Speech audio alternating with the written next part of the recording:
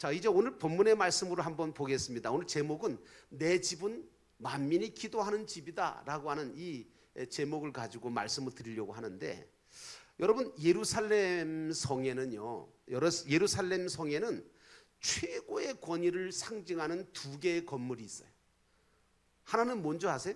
그것은 왕이 사는 왕궁이고요, 또 하나는 하나님께 예배드리는 성전이었어요.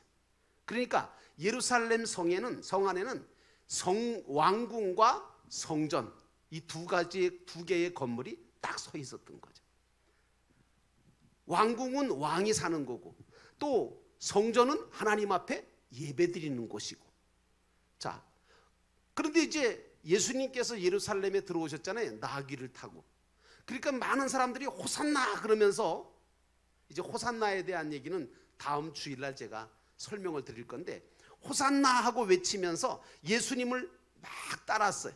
그 많은 사람들이 예수님께서 입성을 하시게 되면, 예루살렘에 입성을 하시게 되면 어디로 가야 될 거라고 생각했을까요? 왕궁일까요? 성전일까요? 많은 사람들이 어디로 갈 것 같아요? 보통 사람들은 예수님이 예루살렘 성에 딱 들어와서 왕궁으로 갈 줄 알았어요. 왜? 예수님이 우리의 왕이 되셔서 저 로마 제국을 쳐부시고 나라를 해방시켜주고 우리를 이 어려움 속에서도 건져주셨으면 좋겠다 하는 생각을 가지고 있었거든요. 그런 바람을 갖고 있었단 말이에요. 그래서 이 세상의 왕으로 오신 줄로 확신을 하고, 그동안 유대 나라를 괴롭히고 정말 못되게 굴었던 그 위정자들을 다 몰아내고 헤롯 왕의 자리에 예수님이 앉으셔서 제자들에게 한 자리씩 턱턱 내주고 말이죠. 너 국방부 장관, 너는 내무부 장관에, 이러고 장관 자리를 좀 하나씩 제자들에게 나눠주실 줄 알았어요. 그래서 여러분, 그런 일도 있었잖아요. 예수님의 제자들이 길을 가다 싸웠어요. 왜 싸웠냐? 누가 크냐, 우리 중에 누가 크냐, 이 다음에 예수님이 왕이 되면 누가 더 큰 자리에 앉겠냐, 이러고 싸웠네. 예수님한테 혼났죠. 그러면서 예수님 뭐라 그랬어요? 높고자 하는 자는 낮은 자가 돼야 된다, 섬기는 자가 돼야 된다, 그런 말씀을 하셨던 거예요. 자, 그런데 어쨌든 이 모든 호산나를 외쳤던 군중들은 예수님이 왕궁 갈 줄 알았어요. 왕궁 가서 왕이 되고 임금이 될 줄 알았다고요. 그래서 가난한 자에게 베푸셨던 그 정말 사랑으로 정치를 하심으로 인해서 정말 살맛 나는 그런 나라를 좀 만들어 주실 줄로 기대를 했거든요.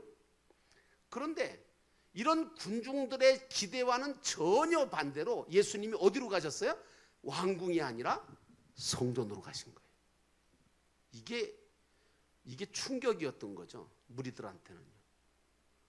아니, 우리를 위해서 왕으로 오셨다면 왕궁에 가셔가지고 좀 지금 현재 있는 못된 왕을 좀 쫓아내고 좋은 왕이 되셔서 나라를 잘 다스려가지고 이 나라를 잘 살게 만들었으면 얼마나 좋겠어요. 근데 아니거든요. 성전으로 가셨어요, 글쎄. 근데 이제 성전에 딱 들어가셨는데, 예수님이 들어가셨는데 성전 안에 딱 들어갔는데 별놈의 소리가 다 들리는 거예요. 무슨 양 울음소리, 비둘기 소리, 구구구 하는 소리, 음매하는 소리, 그리고 서로 찰랑찰랑거리면서 돈 바꾸는 소리, 이런 소리가 들리는 거예요. 그 왜 그런가 그랬더니 이 성전 안에서 상상할 수 없는 일이 벌어지고 있었던 거예요. 하나님 앞에 드릴 제물들을 사고 파는 그런 일들을 할 뿐만 아니라 돈을 바꾸는 주기도 하고 비둘기를 팔면서 성전이 마치 시장터처럼 그렇게 변해 있었던 거예요. 오늘 본문의 말씀을 가리켜서 뭐라고 얘기하냐면 예수님의 성전 정화 운동이다, 이렇게 얘기를 해요. 이 마태복음을 보면 성전 정화 운동에 하신 예수님께서 성전 안에서 어떤 일을 하셨는가에 대해서 이야기해 주고 있는데, 예수님이 성전 안에 들어오셔가지고 뭐 했냐? 쫓아낼 사람들을 다 쫓아냈던 거예요. 그리고 고쳐주셔야 될 자들을 고쳐주시는 일을 하셨어요. 그래서 성전이 갖고 있는 기능을, 본래의 성전이 가지고 있어야 될 기능 중에 하나인 만민이 기도하는 곳, 기도하려고 하는데 글쎄 예? 비둘기 소리 들리고 양 울음 소리 들리고 그런데 기도가 되겠어요? 여러분, 그래서 교회는요 좀 조용히 해야 돼요. 교회에서 떠들지 마세요. 왜 이 말 저 말하고 떠드냐고요. 교회는요 성전이기 때문에 죽어서 들어와야 돼. 제물은요 하나님 앞에 올 때는요 다 죽어서 들어와야 되는데 살아 들어오는 게 문제예요. 성전 안에 들어갈 때 제물은 죽여서 아예 그냥 각을 떠서 피와 살을 다 발라가지고, 그래서 하나님 앞에 피는 뿌리고, 그리고 살과 뼈를 다 구분해가지고 번제물로 하나님 앞에 태워드리는 게 그게 제사거든요. 그런데 하나님 앞에 예배드리는 자세가 제물감이 안 돼 있는 거죠. 아직도 제물이면서도 죽지를 않아가지고 소리가 아직 나요. 그래서 양 울음소리, 비둘기 소리 들리는 거죠. 자, 그런데 이렇게 된 이유가 뭐냐 그러면요, 성전을 가만히 보면 바깥마당이 있고요, 앞마당이 있어요. 그래서 이 바깥마당은 어떤 마당이냐 하면, 그러니까 성소와 지성소가 있고, 마당도 지성소와 성소가 갈라져 있어요. 그리고 지성소는 대제사장만 들어갈 수 있고요, 성소는 레위 족속들이 보통 제사장들이 또 레위 족속들이 들어갈 수 있는 곳이고요. 그다음에 성전의 뜰은 바깥뜰과 안뜰이 있는데, 안뜰은 유대인들만 들어올 수 있고요, 그리고 바깥뜰은 이방인들까지 들어올 수 있는 곳이었어요. 그런데 이제 문제는 뭐냐 하면, 이 성전 바깥마당에 이방인도 올 수 있는 그곳에 제사에 필요한 짐승이나 새포도주나 소금이나 기름 등을 팔고 사고 했던 거예요. 근데 이스라엘 백성들은 하나님 앞에 제사를 드릴 때요 반드시 제물을 직접 집에서 기른 가축 중에서 최고로 흠이 없고 깨끗한 짐승을, 양을 끌고 와가지고 하나님 앞에 드렸거든요. 그리고 이제 미처 그래도 여행을 갔다가 온다든가 그럴 때는 미처 집에서 기른 가축을 가지고 올 수 없으니까, 여행했던 사람들 가운데는 성전에 올 때에 제물 드릴 준비가 안 돼 있잖아요. 그래서 성전에 와서 이 바깥들에서 이 하나님 앞에 드릴 제물을 사가지고 그래서 드렸던 겁니다. 그런데 문제가 뭐냐 하면, 제사장들과 상인들이 짰어요. 뭘 짰냐 하면, 제사장들은 뭐라고 그러냐면, 무슨 권리가 있냐면 제물들을 선별해서 이게 흠이 있냐 없냐, 하나님께 드릴 수 있냐 없냐, 이거를 구분시켜주는, 그래서 제사장이 오케이 그래야 하나님 앞에 드릴 수 있었어요. 그런데 이 장사꾼들은 장사를 해야 되잖아요. 그러니까 어떻게 되냐 하면, 장사꾼하고 제사장하고 이게 서로 결탁을 해가지고 어떻게 했냐면, 야, 제물들을 집에서 끌고 온 사람들에게 제물을 바치려고 그러면 제사장이 딱 보고 이건 집에서 갖고 온 거거든요. 그러면 어떡하냐면, 이렇게 보고 흠도 하나도 없는데 이거 흠이 있구만, 하나님 앞에 못 드리겠어, 빠꾸.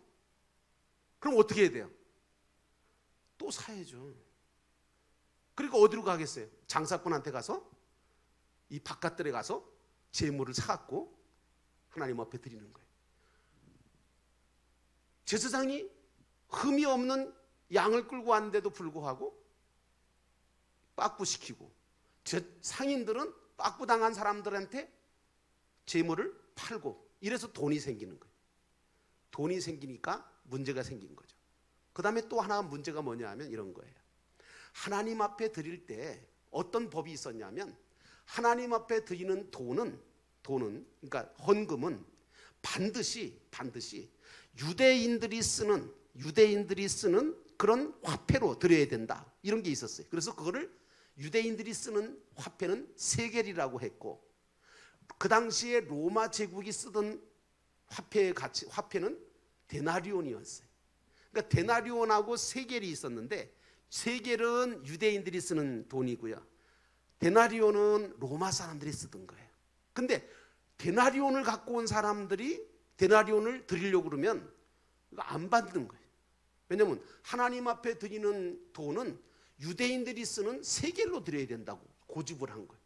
그래서 어떻게 했냐 하면 데나리온을 세겔로 바꾸어서 드리도록 했어요.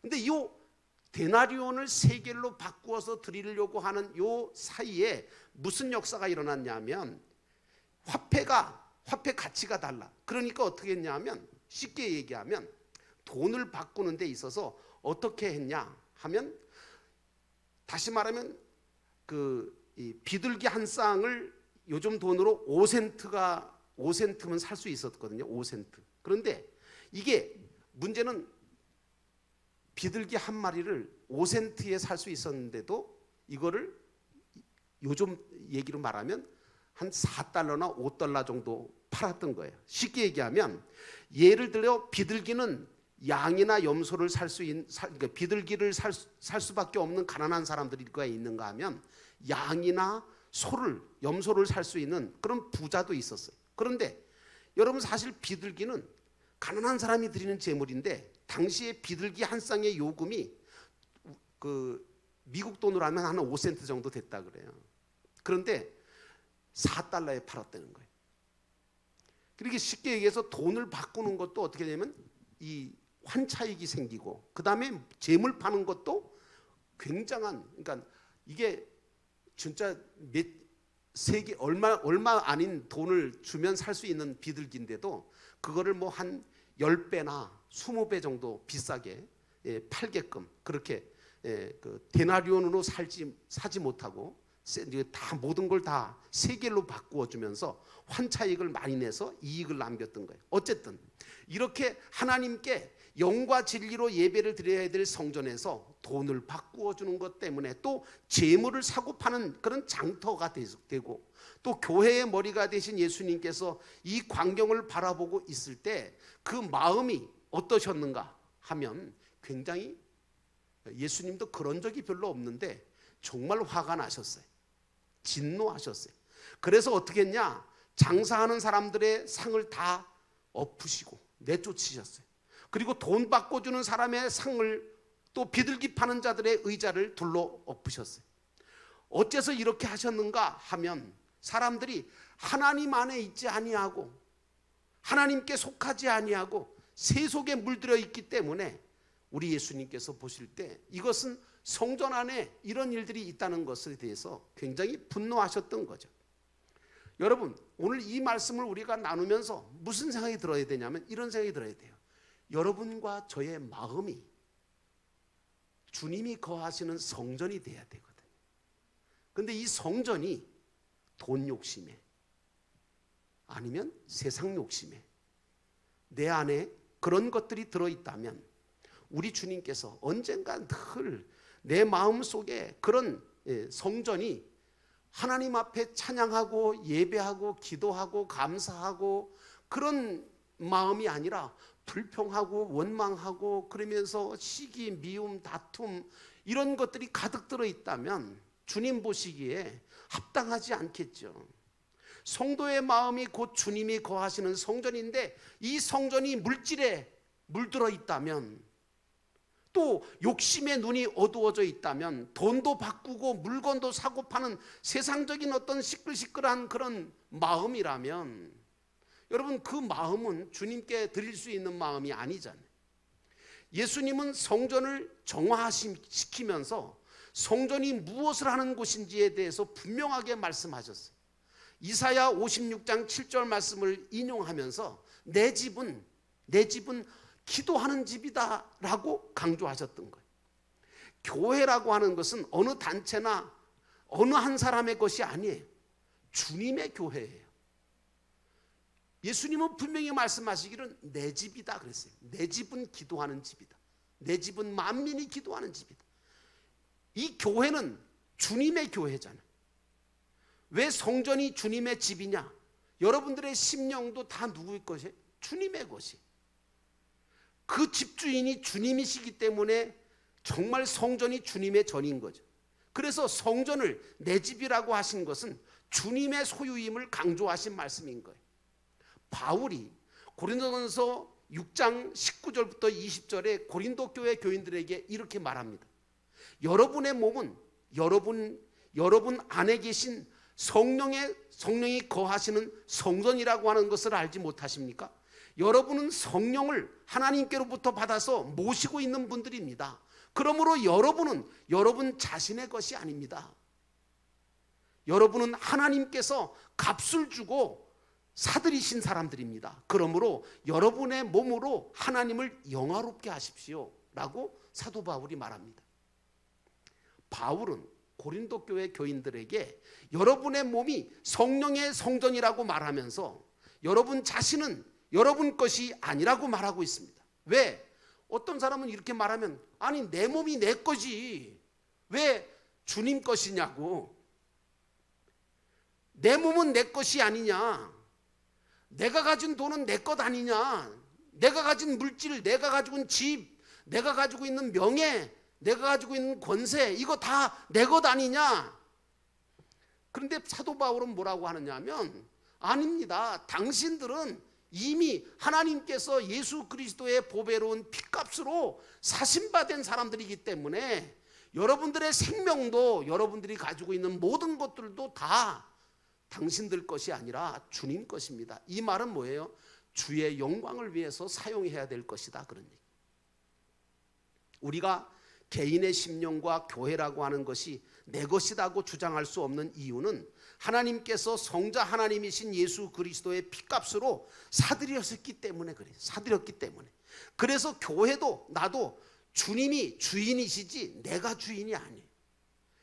저도 가끔씩 깜빡깜빡 이걸 잊어버려요. 그래서 내 몸은 내가 주인인 줄 알아요. 그래서 우리는 그리스도 안에서 삶을 살아야 되는데 바울은 20절 하반절에 이렇게 말합니다. 여러분의 몸으로 하나님을 영화롭게 섬기십시오라고 말하고 있어요. 우리의 몸으로 하나님을 영화롭게 하라고 하는 거예요. 그러면 우리가 하나님을 영화롭게 할 수 있는 방법이 뭘까요? 그것은요, 이 바울은 뭐라고 하느냐면 기도로서만 가능하다는 거예요. 기도로서만. 기도는 우리로 하여금 하나님의 영광을 위해서 바르게 살 수 있고 아름답게 찬란하게 살기 위한 방편으로 쓰이는 것이 바로 기도예요. 기도는 절대 나의 욕망이나 어떤 욕심이나 나의 뜻을 관철시키기 위한 도구나 방편이 아닌 거죠. 그런데 많은 사람들이 기도를 갖다가 자기의 어떤 욕심이나 욕망이나 뭐 이런 것들을 관철시키고 이루기 위해서 하는 기도로 착각들을 할 때가 많아요. 아니, 하나님의 뜻을 내가 깨달아서 그 뜻을 이루기 위해서 나를 변화시켜 가면서 기도하는 거, 이게 진정한 기도거든요.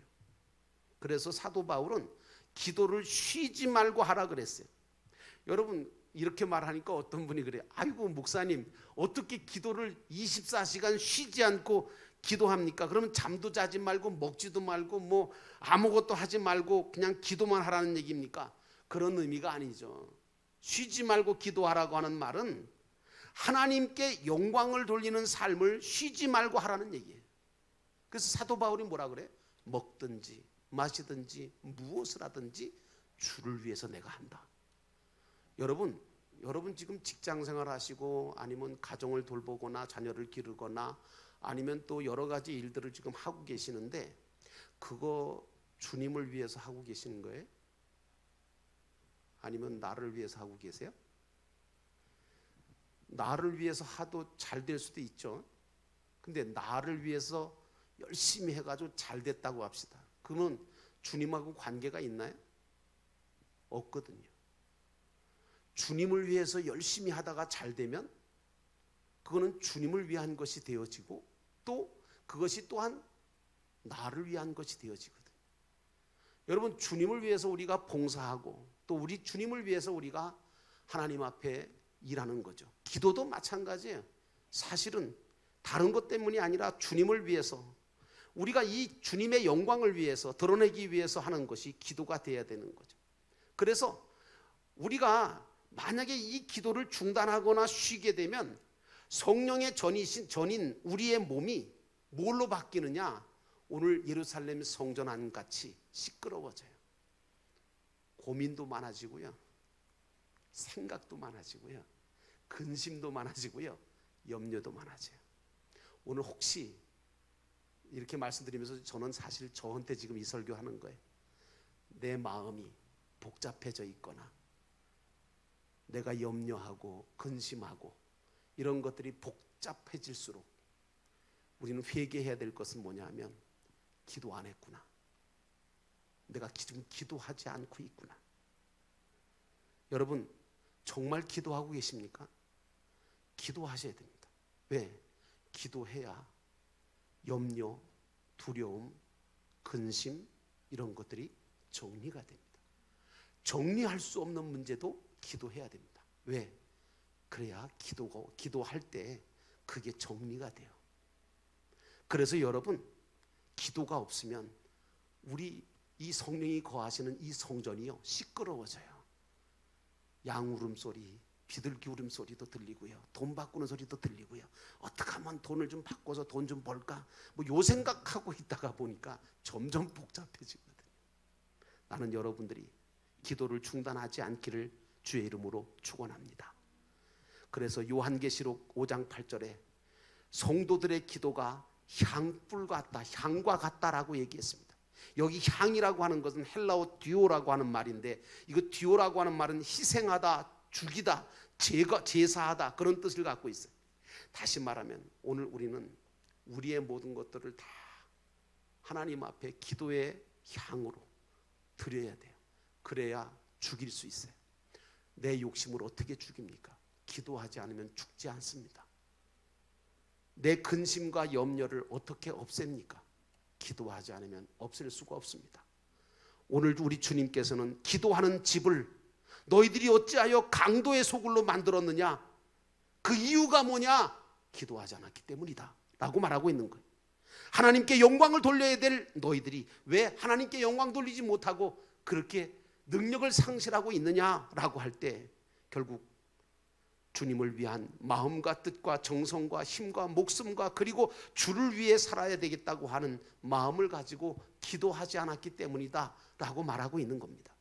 우리 모두 내 몸이 주님의 기도하는 집임을 바로 아시고 순간순간 여러분들은 기도하심으로 인해서 여러분의 마음속에 늘 기도가 충만해서 마음의 자유함과 평안함이 넘치시고 그리고 정말 소망이 넘치는 삶을 살아가시기를 주의 이름으로 축원합니다.